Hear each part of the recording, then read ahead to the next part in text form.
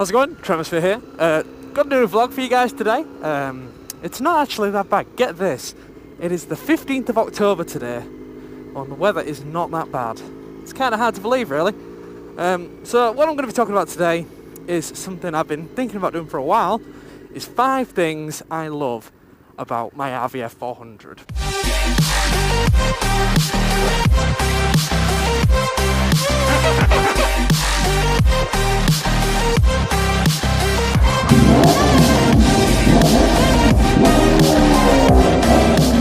It's coming up, believe it or not, to the time when I've had this thing for nearly 2 years, which is absolutely crazy. I'm going to be cheeky and just do this. Well, now that I've really discovered the peak of the RVF's power, the first thing that I love about this bike is obviously the sound, and especially with my Hawk exhaust on it. When I had the stock exhaust, it was a bit meh. It was very tame, very quiet. But with the Hawk exhaust, it is a lot louder, and I'll put a little sound clip in and give you a little snippet now. Sounds awesome. The only thing with the Bluetooth audio kit is it does cut out a lot of the awesome exhaust sound. So yeah, the sound is unmistakable of this bike. There's not a lot of bikes really anymore that you can get that'll sound like this.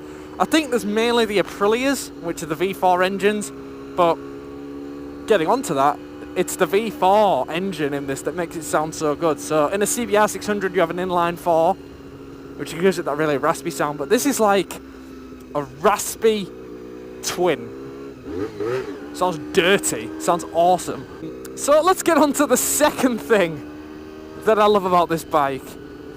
And oh gosh, the second, probably how light it is. Like, it's got the power to weight ratio is really good. Like, it's as light as a 125, but it's got the power of just below a 600. A lot of power for how light the bike is, and it's great because it's, when you get on the bike, because of the weight, it's not intimidating. And you know, I do love that. You know, gives you a lot of confidence when you're going around a corner. When I get on Aussie's SV and an SV650, because they're a bit heavier, I'm a bit like, well, it is quite a heavy bike. Maybe I shouldn't lean it too much. Same with that CBR 600. But with the RVF, because it is so flickable and light, I mean, like, that is ridiculous. The last bike that I properly rode was the CBR. I haven't ridden this bike really since, so getting back on this, you forget how flickable it is. It's crazy. And that's another thing that brings me on to point number 3 of the things that I love about my bike, is I do quite like the old school styling. I was never too sure about it at first, you know, with like the square end and that, but it's got a real retro race look to it, and I do quite like that. The 4th thing that I love about this bike,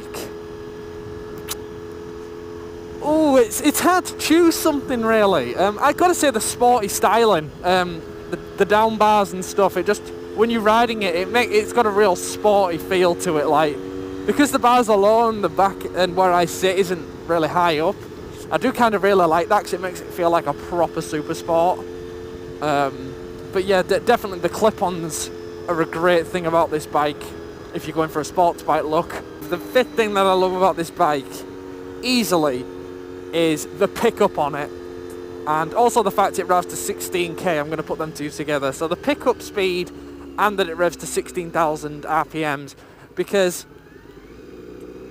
it's just mint. When you go against like a twin, you realise how good it is to have all them RPMs at your fingertips, and especially how quickly it gets there. Like, just look at this. If I can get a bit of open road maybe.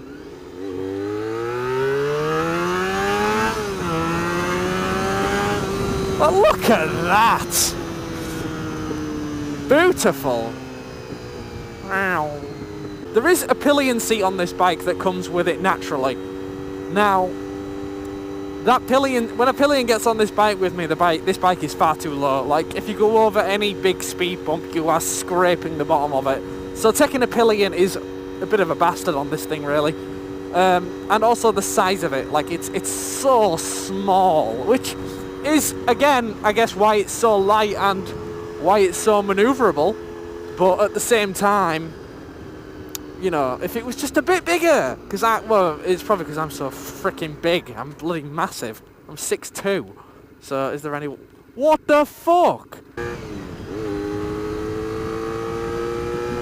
I am really surprised that it's not extraordinarily busy today on here, because people just seem to go on here all the time on a weekend for the coast and stuff. I suppose you wouldn't really want to be going to the coast in October.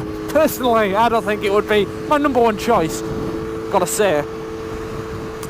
But yeah, I mean, overall, man, this bike is pretty mint. You don't ever see them about, which I've already chosen my 5 things. Well, if I could redo that list and incorporate something else into it, actually, it would be the rarity.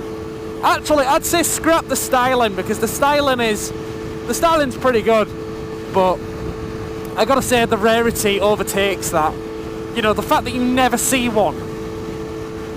When you're on these 1000cc sports bikes and stuff, they're everywhere, but when you're on one of these, I've only ever seen another one of these when I've been riding, ever, in 2 years, which is quite crazy when you think about it. But they're a very sought after bike, they're very, you know, they're very rare, that's pretty much it. I think I only have about another 7 months now until I can do my proper A license and get whatever the hell I want. And I've got to say, it will be really sad to let this thing go. It really will. I mean, I'm due a change, there's no doubt about that. But I've been on my first motorcycle trip on this. This was my first big bike. This was the first bike I've ever had that sounds mint. You know, and there's a lot of, this is the first bike I've ever actually taken a pillion on. There's a lot of memories that are going to be attached with this bike that I'm really going to miss. I find it crazy when I see pictures of this bike, other versions of it, and how different a paint job can make a bike look. For example, I've seen this in the Repsol colours, and sweet baby Jesus, is that a nice bike. But it's the same bike, just a different colour scheme, and it's crazy how different it can make a bike look, really.